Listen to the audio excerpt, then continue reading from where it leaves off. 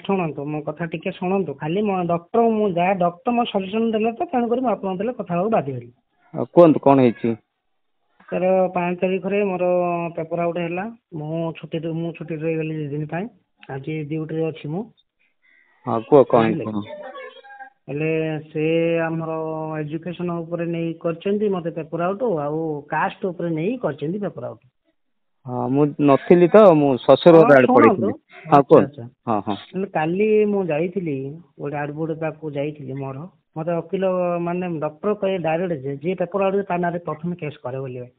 ହଁ ହଁ ଯିଏ କରିଛି ତା ନାଁରେ ଏଜୁକେସନ କଥା ଛାଡ଼ିଦେ କାଷ୍ଟ ତ ସବୁ ଯାକ ତୋର ଠିକ୍ ଅଛି କହିଲେ ମୁଁ କହିଲି ହଁ ସାର୍ ମୋର ଠିକ୍ ଅଛି।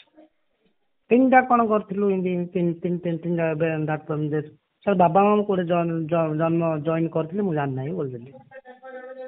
ମୋତେ ଟିକେ ମିଛ କହିବାକୁ ପଡ଼ିଲା ଆଉ।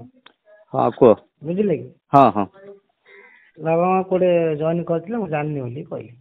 ହଁ କୁହ।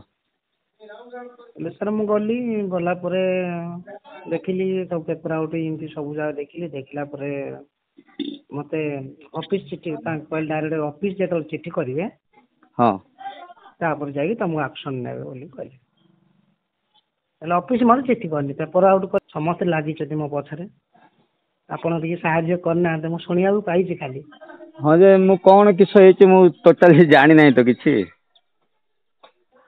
କ'ଣ ମୁଁ କିଛି ଆପଣ ଜାଣିନାହାନ୍ତି? ନାଇଁ ପରା। ହେଲେ ଆଚ୍ଛା ଆପଣଙ୍କ ସ୍କୁଲରେ ମୁଁ ପଢ଼ୁଥିଲି ଆପଣ ସାର୍ଟିଫିକେଟ୍ ଦେଇଛନ୍ତି ସେଇଟା ଜାଣିନାହାନ୍ତି? କେବେ କାଇଁ ମୁଁ ତମକୁ ଦେଖିନି କି ଜାଣିନି ଆଜି ପର୍ଯ୍ୟନ୍ତ। ସାର୍ଟିଫିକେଟ୍ ଦେଇଛନ୍ତି? କାଇଁ ମୁଁ ଦେଇନାହିଁ ତ। ହେଲେ ଆପଣଙ୍କର ହାତ କାଟିକି ମୁଁ ଆଣି ଦେଇଛି ନା କ'ଣ?